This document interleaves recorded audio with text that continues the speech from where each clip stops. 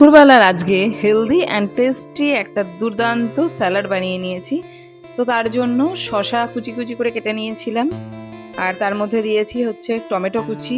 Tomato কুচি বেশ অনেকটা নিয়েছি। আর আজকে দুপুরবেলা বানানো হয়েছিল পুঁই শাকের কুমড়ো আলু দিয়ে তরকারি, আর অর্চির জন্য আলু পোস্ত। ও যেহেতু মানে পুঁই শাক খায় না, তার জন্য ওর জন্য আলু পোস্ত, মুগের ডাল।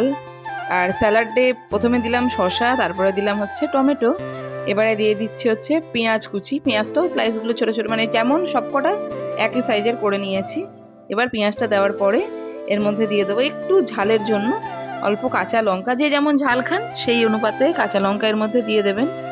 আর এর মধ্যে কাঁচা লঙ্কাটা দেওয়ার পরে দেব হচ্ছে একটুখানি লেবু। সেই লেবুটাকে ভালো করে ঘুরিয়ে নেব পুরো জিনিসটার মধ্যে।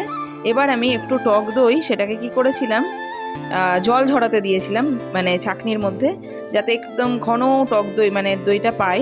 আর উপর থেকে দিয়ে দিলাম একটু নুন। এবার পুরোটা মাখিয়ে নিয়েছি। এবার গরম গরম ভাতের সাথে একটা হেলদি স্যালাড আমরা সার্ভ করে নেব।